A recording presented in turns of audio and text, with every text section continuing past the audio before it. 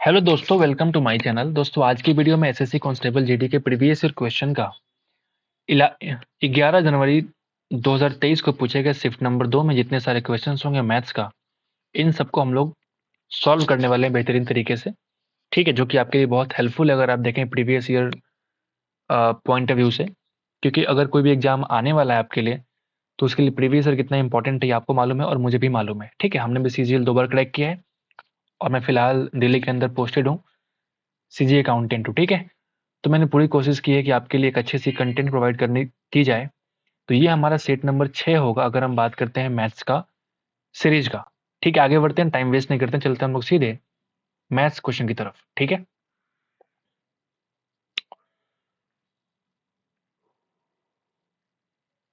यहां से आपका मैथ क्वेश्चन शुरू हो रहा है। आप देखेंगे पहला सवाल आ चुका है आपके सामने।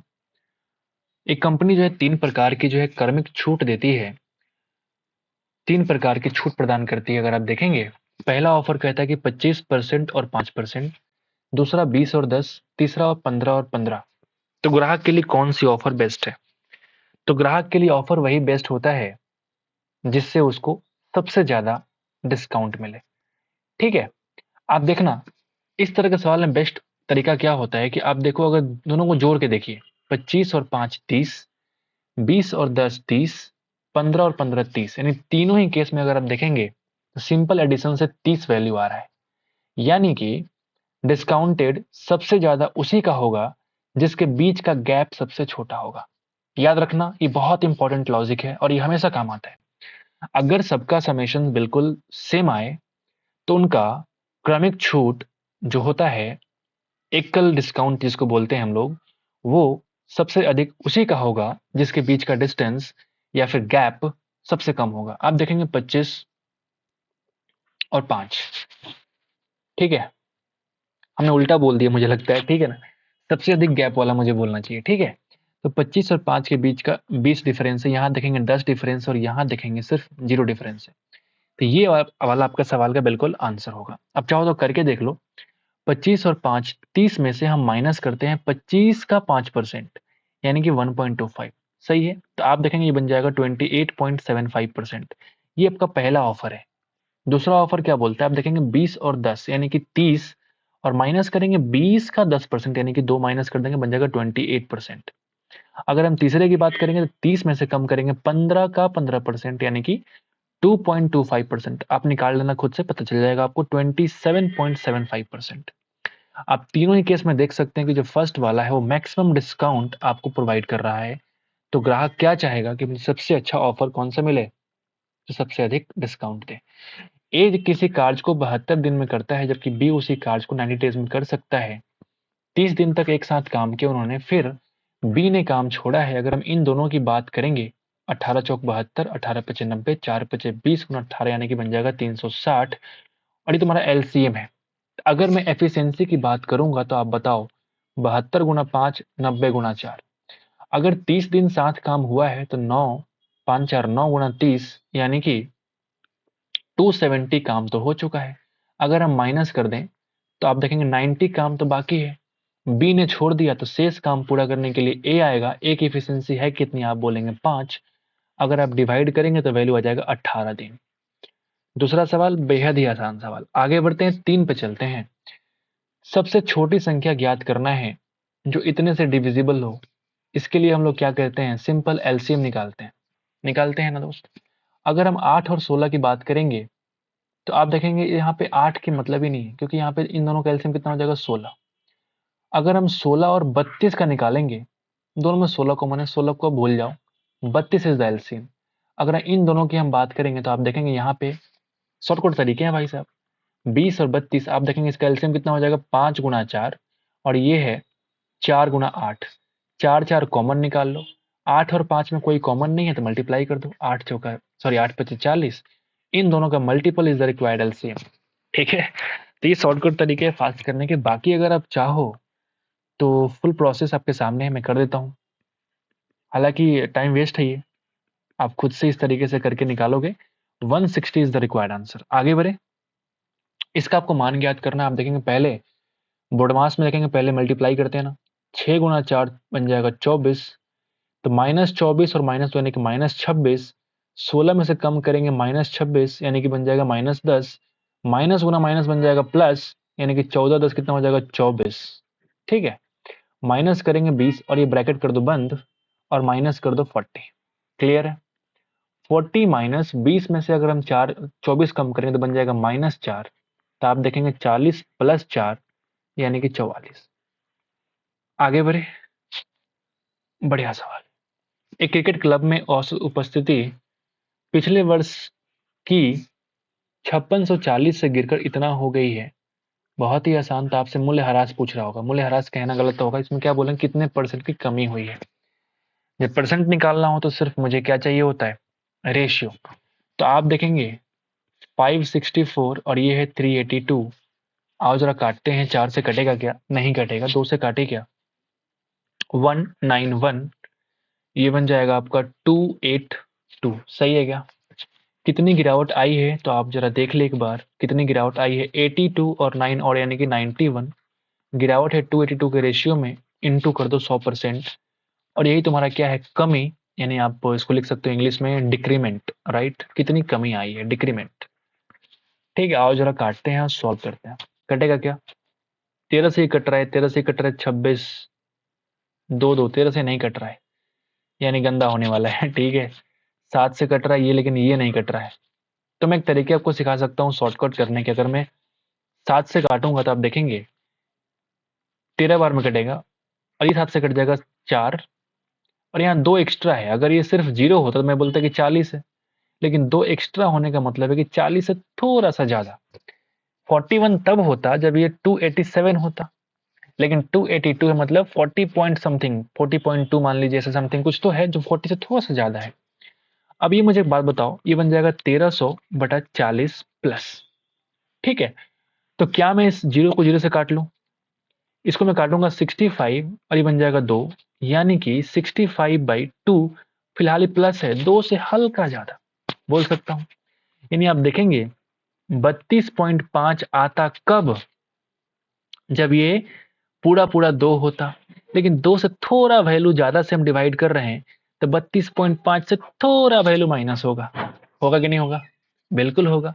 यानी आप देख लो 32.5 से थोड़ा सा वैल्यू, सिर्फ इसकी option number 4 is the required answer. बाकी अगर आप चाहो तो गुणा भाग में मल्टीप्लाई करने में तेज हो तो कर लो। नंबर 6 पे आते हैं। किसी संख्या में 30% की वृद्धि करके पुनः 30% की वृद्धि की जाती है तो मूल संख्या की पुनर्प्राप्ति के लिए कितना कम करना चाहिए। मुझे एक बात बताओ, 30% की वृद्धि अगर 2 बार करिए हो, 30 + 30 60, और 30 का 30% यानी कि 9 बढ़ जाएगा, यानी कि 169 बन जाएगा। सिंपल भाषा में कहो तो 69 का वृद्धि होगा, यानी मैं कह सकता हूँ कि 100 की चीजें 169 हो गई होंगी। अब कह रहा है कि मूल संख्या की पुनर्प्राप्ति के लिए मुझे वापस जाना, लौटना है, तो आप बोले 69 कम करना पड़ेगा, लेकिन इस टाइम बेस वैल्यू कितना है, 169। ये बस आपसे गुना करवाना चाहता है, सवाल में दम तो है नहीं। आओ जरा सॉल्व करें, फिर वही तरीके अपनाए क्या। फिर वही तरीके अपनाए क्या, लेकिन यहाँ पे जो ऑप्शन आप देखेंगे थोड़ा करीब करीब है, तो दिक्कतें आ सकती है, लेकिन ट्राई तो कर सकते हैं। इसको हम बोलेंगे कितना, 13 × 5 65। ये देखेंगे आप 13 × 13 है कंप्लीट, और ये 13 × 65 से थोड़ा ज्यादा है। ठीक है, यानी कि 500/13 थोड़ा ज्यादा आएगा, यानी कि मैं कहूंगा 13 × 3 = 39। ठीक है, 11 0, यानी कि 13 104, यानी कि बच जाएगा 6। 13 लगभग 25 65 यानी कि 38.5% के आसपास होता कब, जब ये पूरा 500 होता, लेकिन 500 प्लस है। 38.5 से अधिक कौन सा आपको दिख रहा है, 38.5 से तो ये कम ही है, ये तो हो नहीं सकता। 38.5 से अधिक आपको दो वैल्यू दिख रहा है, एक ये वाला और एक ये वाला। तो अगर आप इस तरह के कैलकुलेशन में गुणा मतलब फास्ट हैं, तो आप ऑटोमेटिकली ये वाला आंसर लगाएंगे। बाकी अगर आपको दिक्कतें आएंगी तो आप कुछ मत करना। इस तरह सॉल्व क्यों करना है आपको, ये हमारे लिए है। ठीक है, आप इसको कर सकते हैं फास्टली कैसे, 69/169 इंटू 100 गुणा करोगे 6900/169, तो ये ऑटोमेटिकली 40.82% आएगा। आगे बढ़ते हैं और नंबर 7 पे चलते हैं। 14 सेंटीमीटर की बात कर रहा है कि त्रिज्या वाले एक गोले का वक्र पृष्ठीय क्षेत्रफल कितना होता है, तो आप बोलेंगे 4πr² होता है ना, 4 इंटू 22/7 r² यानी कि 14 इंटू 40। क्लियर है। 7 दूना 14, आप देखेंगे 22 दूना 44 गुना 4 यानी कि 176, गुना कर लो 14 यानी कि 176 इंटू 4, 17 चौका 68, 680 और 24 यानी कि 704, कैरी हो गया 70 यानी 176 इंटू 1 और प्लस 70, 7 7 14 यानी कि 23246। I think I am right. 2464 centimetre square is the required answer. आसान सवाल, सिंपल फार्मूला बेस था।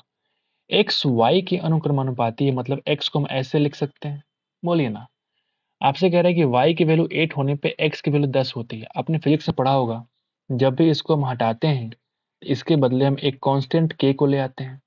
सवाल कह रहा है कि जब y की वैल्यू 8 होती है तो उस समय x की वैल्यू कितनी होती है, 10। तो यहां से आपको k का वैल्यू मिल चुका है 5/4। ठीक है। अब इसी चीज को अप्लाई करेंगे आप फिर से, कैसे, आप देखिएगा। आपने कहा कि x इज इक्वल टू के वाई के बराबर है। आपसे कह रहा है कि x का मान क्या होगा जब y की वैल्यू 36 होगी। हमको k मिल चुका है यहाँ से 5/4 के बराबर। y कह रहा है 36, 4 9 36, 9 5 45 इज द रिक्वायर्ड आंसर। आसान सवाल। 9 पे आ जाते हैं दोस्त। एक बस जो है ना, वो बाइक से 20% तेज चल सकती है। ठीक है, एक बस जो है वो बाइक से 20% तेज चल सकती है। पहली बार देख रहा हूँ कि बस ड्राइवर जो है बाइक से तेज चला रहा है। ठीक है, NH वाला ड्राइवर है क्या।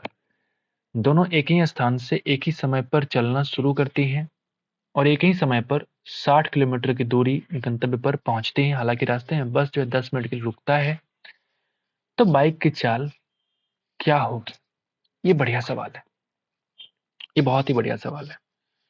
आप अगर देखेंगे, आपने बोला कि ये तुम्हारा एक 60 किलोमीटर का गंतव्य है। मैं थोड़ा टाइम लेके बनाता रहा हूँ, ठीक। मैं फटाफट कर सकता हूँ कि 60 इसका आंसर होगा, लेकिन थोड़ा समझाना मुझे अच्छा लगता है। आपसे यहाँ बस भी जाएगा और यहाँ पे आपका बाइक भी जाएगा। आपसे बोला कि अगर बाइक की बस की स्पीड बाइक से 20% ज़्यादा, अगर इसको मैं 5x स्पीड मानूंगा तो ये ऑटोमेटिकली 6x स्पीड हो जाएगा। क्लियर है ना भाई। अब आपसे कह रहा है कि बस जो है 10 मिनट रुकता है, लेकिन बाइक कहीं रुकता नहीं, दोनों सेम पहुंचते हैं। दोनों सेम ही पहुंचते हैं। मैं कह सकता हूं ना कि दोनों सेम ही पहुंचते हैं। 10 मिनट के लिए रुकता है। अच्छा, टाइम दे रखा है क्या कुछ। दोनों एक ही स्थान से एक ही समय पर चलना शुरू करते हैं और एक ही समय पर 60 किलोमीटर दूर एक गंतव्य पर पहुंचते हैं। हालांकि रास्ते में बस जो है 10 मिनट के लिए स्टेशनों पर रुकती है, तो बाइक की चाल क्या होगी। ठीक है, तो अगर मैं आपसे ये कहूं कि दोनों का टाइम सेम है, बढ़िया सवाल है ये। इसको आप शॉर्ट तरीके से भी कर सकते हैं, लेकिन हम थोड़ा सा अच्छा लगता है मुझे इलेबोरेट करना, एक्सप्लेन करना। ठीक है ना। टाइम अगर सेम है तो मैं कह सकता हूँ कि T1 is equal to T2, या फिर time taken by bike is equal to time taken by bus बोल सकता हूँ। तो बाइक का टाइम के लिए मैं क्या सकता हूँ, डिस्टेंस अपॉन स्पीड। बाइक की स्पीड है कितनी, 5x। ठीक है, अगर हम इसकी बात करें तो डिस्टेंस अपॉन स्पीड।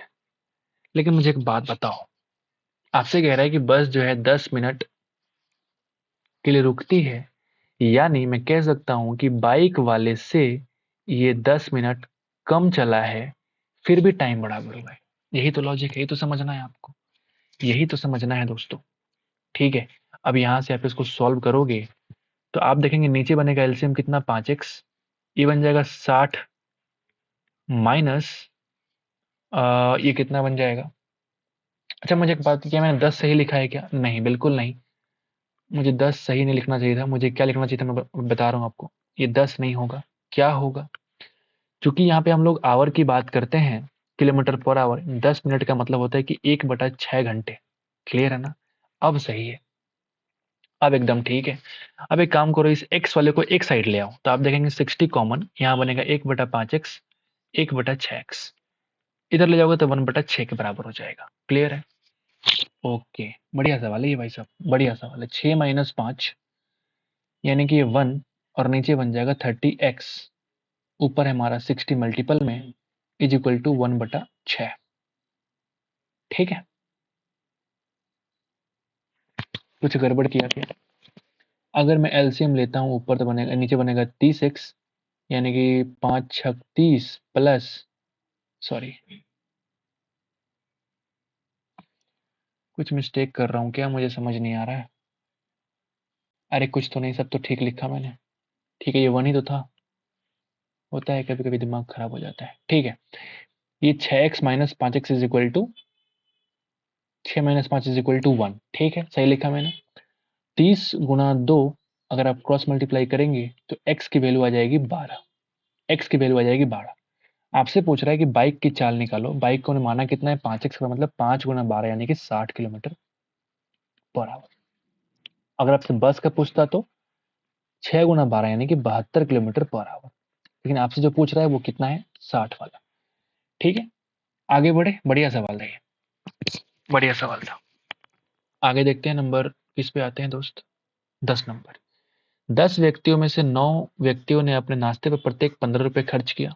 मतलब 9 गुना 15 यानी कि 135 रुपया खर्च होता है। 10वें व्यक्ति ने सभी लोगों के औसत व्यय से 9 रुपए एक्स्ट्रा खर्च किया। मतलब औसत मान लिया हमने x है तो 9 रुपए और खर्च किया। ये x पूरे 10 के मल्टीपल के बराबर होगा, बोल सकते हैं। तो आप देखेंगे ये बन जाएगा 9x के बराबर कितना, 144। यानी x की वैल्यू आ जाएगी 16। x की वैल्यू आ जाएगी 16। और x हम माने किसको थे, तो आप बोलेंगे एवरेज वैल्यू को, एवरेज एक्सपेंडिचर, औसत खर्च को। यानी 10 लोग अगर हैं तो अगर एक लोग 16 रुपए खर्च करते हैं तो कितना खर्चा करेंगे, 160 रुपया। आसान सवाल था। एक कंपनी ने 10% की वार्षिक दर से चक्रवृद्धि ब्याज लेती है। कंपनी द्वारा 2 वर्ष की अवधि के लिए 2,20,000 रुपए की राशि दी जाती है। कंपनी ने प्रत्येक वर्ष के बजाय प्रत्येक छमाही में ब्याज को चक्रवृद्धि कर देती है। यदि ब्याज को वार्षिक रूप से चक्रवृद्धि करती तो उधारकर्ता द्वारा कितना पैसा बचा लिया जाता। बढ़िया सवाल, कैलकुलेटिव सवाल, कोई बात नहीं। ठीक है, आप बताओ, अगर अगर मैं हाफ ईयरली की बात करूं, छमाही की बात करूं, हाफ ईयरली अगर आप देखेंगे तो उस केस में रेट हमारा हो जाएगा 10 का आधा यानी कि 5%। और 2 साल बन जाएगा हमारा कितना, 4। तो आपने अगर याद किया हो, मुझे तो मैं भूल रहा हूं कि 5-5% का 4 बार कैसे निकालते हैं। ये होता है 21 पॉइंट समथिंग, ऐसा कुछ होता है। अगर आप याद किए हो तो, नहीं किया तब भी सवाल सॉल्व बनेगा। अगर ये ईयरली कंपाउंडिंग अगर होता है, ईयरली कंपाउंडिंग, तो उस केस में रेट तो उतना ही रहेगा और टाइम भी हमारा कितना हो जाएगा, 2 ही साल। तो 10% के रेट से 2 साल वाला केस में क्या होता है, सीआई जो होता है वो 21% के बराबर होता है। क्लियर है, 21% के बराबर होता है। ठीक है, अब इसका मुझे निकालना पड़ेगा कि ये कितना परसेंट होता है। तो अगर आप देखेंगे, अगर 5 का 2 वर्ष का निकालेंगे ना, तो 5 5 10 और 5 का 5% यानी कि 25.25, यानी कि 10.25 और 10.25 को 2 बार करना पड़ेगा, जिससे कि हमको 4 साल का मिल जाएगा। बोलिए ना, जिससे कि हमें 4 साल का मिल जाएगा। बढ़िया सवाल, मैंने पहले ही कहा था कि थोड़ा गुणा भाग करना पड़ेगा। अगर इन दोनों को हम जोड़ेंगे तो बन जाएगा 20.5, और साथ ही साथ 10.5 का 10.5%, सॉरी 10.25 का 10.25% और निकालिए। यानी अगर हम सिंपल 10.25 का अगर 10% निकालेंगे तो कितना हो जाएगा, 1.025, 1.025। लेकिन हमें 10% से काम नहीं चलेगा, बल्कि 0.25 और चाहिए। यानी कि 1% के लिए हमें एक डेसिमल और शिफ्ट करना पड़ेगा, इनकी 0.1025। लेकिन 1% भी नहीं, बल्कि ये 0.25 मतलब इसका बटा 4 है। ठीक है, यही मैं कह रहा था, कैलकुलेशन है भाई, कोई बात नहीं, करता हूं। तो अगर आप देखेंगे 0.4 गुना 2, 8, 2 यानी कि 4 पच्चे 20, 2 5 4 छक 24, 10 यानी कि 4 दूना 8, 20 यानी कि 5।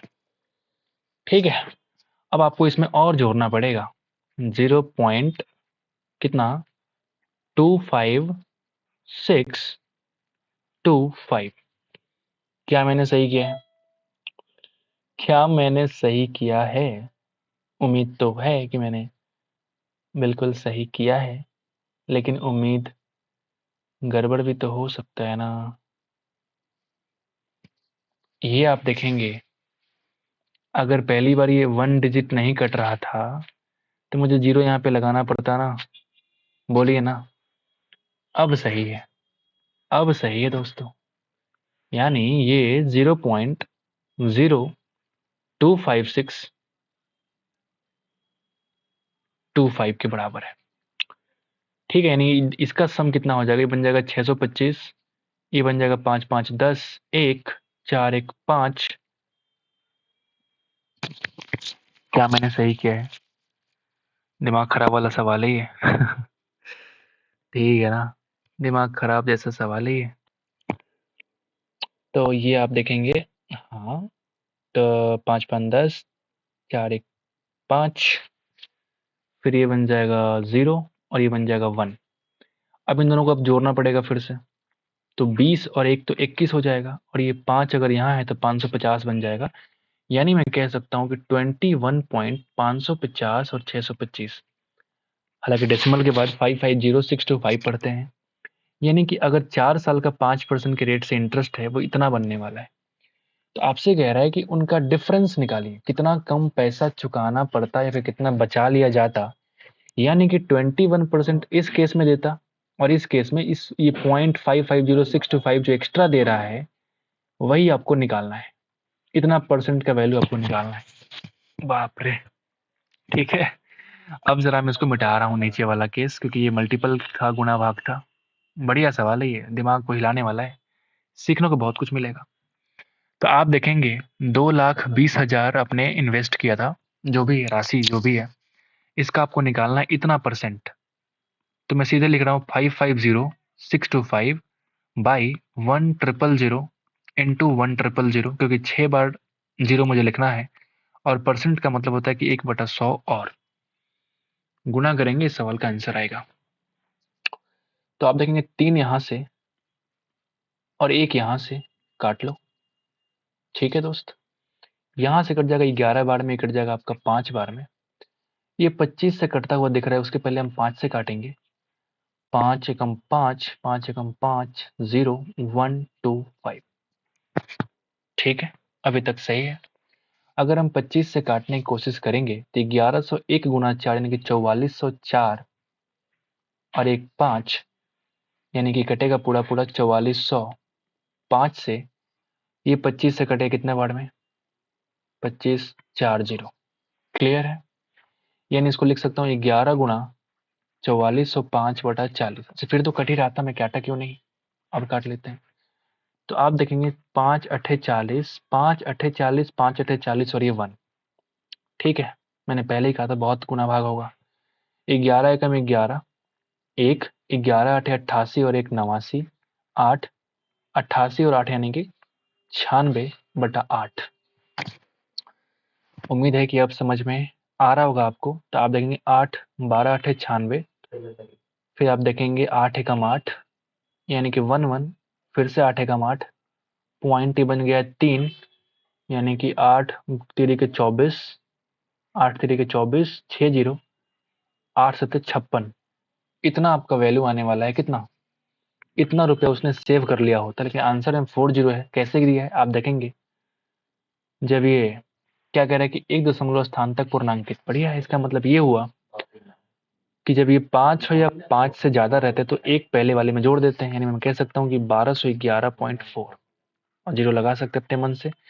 This is the required answer. बढ़िया सवाल था ये, दिमाग को हिलाने वाला। अगर आपको ये वाला वैल्यू याद होता ना, ये वाला 21.550625, तभी आप इस सवाल को सॉल्व कर पाएंगे, वरना बहुत लेंदी होने वाला है, बहुत लंबा होने वाला है।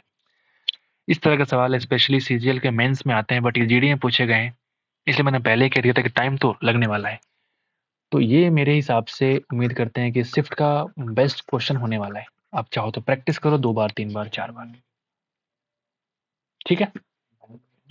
एक द्रव का जो भार है ना, वेट के बारे में कह रहा है कि वो उसके आयतन के अनुक्रमानुपाती है। फिर से वही सवाल, इसको हटाएंगे तो के आएगा भी के बराबर। एक द्रव जिसका भार अगर 12 है तो आपको के का वैल्यू निकालने के लीटर कितना आ जाएगा 3, तक के की वैल्यू आ जाएगी 4। फिर से अप्लाई कर दो, 4 लीटर आयतन यहाँ से लगा दो, तो भार निकालना है, के की वैल्यू 4 इंटू 4 इक्वल टू कितना आंसर आ जाएगा 16 kg। उम्मीद करते हैं कि आसान सवाल समझ में आ गया होगा। 13 पे आते हैं दोस्त। अगर एक पुस्तक 20% के डिस्काउंट के साथ 300 में बेची जाती है तो विक्रय मूल्य 216 करने के लिए कितना डिस्काउंट और देना पड़ेगा। पहले हम पहले डिस्काउंट निकालते हैं, 300 का 20% डिस्काउंट यानी कि 80 की वैल्यू निकाल लो आप। तो आप देखेंगे, सॉरी 8 तरीके 24 240 रुपया होता। कब? जब ये 20% डिस्काउंट होता। लेकिन आपको चाहिए डिस्काउंट कितना, आपको लेके जाना है विक्रय मूल्य को 216 तक, यानी कि अंतर कितना है 24 का। 24 होता है इसका 10% के बराबर, यानी कि इतना डिस्काउंट और देना पड़ेगा। Option number 3 is the required answer. यदि किसी घन के लंबे विकर्ण का माप अगर 432 है क्यूब रूट, तो इसका आयतन निकालना। घन का जो लंबा विकर्ण होता है वो कितने के बराबर होता है, तो आपको मालूम है कि ये जो वैल्यू है वो √3a के बराबर होता है ना भाई साहब। √3a के बराबर उसी को बोलते हैं लंबा विकर्ण, बोलिए ना। तो अगर आप √3 से काटेंगे तो कितना वैल्यू आएगा आप मुझे बताओ। तो पूरा पूरा हम 3 से काटेंगे तो वैल्यू आने वाली है 3 एकम 3, 3 चौका 12, 3 चौका 12। अब इसको हम निकालेंगे बाहर तो a की वैल्यू आ गई 12, यानी कि वॉल्यूम का मतलब होता है a का क्यूब यानी कि 12 का क्यूब यानी कि 1728 सेंटीमीटर क्यूब। आगे बढ़ जाए। 15 नंबर सवाल। दो लंबी ट्रेनें हैं, समानांतर लाइनों पर चल रही हैं, इतने चाल से इतने के चाल से एक दूसरे की ओर दौड़ रही है, मतलब विपरीत दिशाओं में। जिस क्षण वे दोनों आपस में मिलेंगी तो कितना समय लगेगा पार करने में। डायरेक्टली हम निकालते हैं टाइम t1 प्लस t2 यानी लेंथ की लंबाई बटा दोनों के स्पीड का सम, क्योंकि विपरीत दिशा में है, मतलब मैं कह सकता हूँ कि s1 प्लस s2। 300 दोनों का सम हो जाएगा। अगर स्पीड की बात करें तो 40 और 50 यानी कि 90। लेकिन ये आप देखेंगे मीटर पर सेकंड में चेंज करना पड़ेगा, यानी कि 5 बटा बन गया 18। क्लियर है क्या, बोलिए ना। यानी कि 18 पचे 90, 5 गुणा 5 25 से कट जाएगा 12 बार में, यानी कि सेकंड कितना हो जाएगा 12 second is the required answer. आगे बढ़ते हैं। ए जो है किसी कार्य को 20 दिन में कर सकता है, जबकि बी उसी कार्य को 24 डेज में करेगा। दोनों मिलके काम करवाना है, मतलब काम करवाते हैं। 120 एलसीएम आ गई, 6 इफिशियंसी, 5 इफिशियंसी आपने कितनी बार पढ़ चुके हैं। यानी कि 120 को डिवाइड कर दीजिए 11 से, यही तुम्हारा रिक्वायर्ड टाइम है। यानी कि 11 110, 10 इंटीजर 10/11, इतना दिन इज द रिक्वायर्ड आंसर। एक दुकानदार जो है 55 टॉफियां बेचकर 11 टॉफियों के बराबर लाभ अर्जित करता है। इस तरह के सवाल बहुत कंफ्यूजिंग होते हैं भाई। 55 सेल किया तो उसको प्रॉफिट हो गया इसी सेलिंग के 11 के बराबर। यानी आप मुझे बताओ जरूर ये सीपी 44 रहा होगा, बोलो ना जी। अगर 55 में बेचा है 11 प्रॉफिट हुआ, यानी कि सीपी जरूर 44 रहा होगा। आप बताओ लाभ जब भी निकालते हैं तो हम लोग कितने पे निकालते हैं, कॉस्ट प्राइस पे। यानी 44 का 11 कितना परसेंट है, तो आप बोलेंगे 25%। 1/4 नहीं है क्या, बिल्कुल है। कितने लोग क्या करेंगे ना, इस एसपी को बेस मान के निकाल देंगे तो 20% आंसर आएगा। और ऑप्शन में ऑप्शन नंबर 4 देखेंगे 20% ही आंसर दे रखा है। ये भाई साहब को देखो, choose an option is option number 4 दिख रहा है आपको यहाँ पे। तो गलतियां होने के चांसेस पूरी पूरी होती है। सवाल को पढ़ेंगे अच्छे तरीके से। 55 टॉफियां बेचकर, यहाँ पे सीपी की कुछ बात ही नहीं कर रहा है, 11 टॉफियों का लाभ अर्जित करता है। बहुत ही बढ़िया सवाल, बहुत ही बढ़िया सवाल, कंफ्यूजिंग, लॉजिकल। अरुण ने संचित से 1,12,500 रुपया में एक लैपटॉप खरीदा है। संचित ने लैपटॉप पर इतना % का लाभ कमाया है। रमन ने, फिर रमन कहाँ से आ गया, संचित को बेचा था, तो रमन ने लैपटॉप कितने में खरीदा, आपको वो सवाल पूछ रहा है। ठीक है, बढ़िया सवाल। तो आप देखेंगे सवाल क्या कह रहा है, 1 मिनट। हाँ, 1,12,500 ये वैल्यू कितने के बराबर है। चूंकि संचित से खरीदा है और संचित ने लैपटॉप पे 25% का लाभ कमाया था, यानी कि इसकी जो वैल्यू 125 के बराबर है। अगर मैं 100 की वैल्यू के बराबर कह दूं तो आप बोलेंगे ये अरुण का कॉस्ट प्राइस है। सॉरी सॉरी सॉरी, ये संचित का कॉस्ट प्राइस है, बोले ना, ये संचित का कॉस्ट प्राइस है। और रमन ने जो है वो संचित को भी लैपटॉप बेचा था 20% के लाभ पर। यानी मैं कह सकता हूँ कि ये जो वैल्यू है ना, ये पूरा पूरा 120 के बराबर होता। और ये अगर 100 से मल्टीप्लाई कर दूं तो ये वैल्यू जो है वो रमन के सीपी के बराबर है, बोली ना। और यही तो आपसे पूछ रहा है। आओ जरा सॉल्व करें, क्वेश्चन का आंसर निकालें। तो अगर आप देखेंगे यहाँ बचेगा 5, यहाँ बचेगा 6, ये भी 5 और ये भी 4, ये 5 से 5 खत्म। तो अगर आप देखेंगे तो ये बन जाएगा 2 से, ये बन जाएगा 3 से। 3 से अगर आप काटेंगे तो 3 3 9, 2 2 3 7 21, 5 00। 37,500 को 2 से मल्टीप्लाई करेंगे तो आपको आंसर मिल जाएगा 75,000। बढ़िया सवाल तो नहीं बोलेंगे, लेकिन बढ़िया से थोड़ा सा कम, मॉडरेट लेवल का सवाल, ठीक ठाक सवाल। एक दुकानदार जो है ना वो 38 रुपए पर केजी और 95 रुपए पर केजी की दर से दो दालों को मिलाता है। ठीक है, 2 और 3 के रेशियो में 80 और 95 को, तो मिश्रण का आपको एवरेज निकालना है। ठीक है यार, तो 160 प्लस 9 27 285 बटा 5 निकाल दीजिए ना, निकाल दीजिए। पहले काट ही लेते हैं ना। तो ये बन जाएगा 32। प्लस में कैसे काटते हैं सर, दोनों को काटना पड़ेगा। 5 गुणा 5, 5 सत्ते 35, 57 और 32 का सम कितना हो जाएगा 89। इतना रुपए पर केजी पूरे मिश्रण का एवरेज होगा। हम लोग आ चुके हैं आखिरी सवाल की तरफ।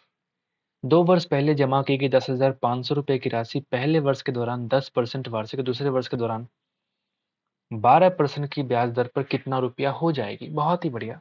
10,500 पहले में 10% के वार्षिक, मतलब 10 की वैल्यू बन जाएगी 11 के बराबर।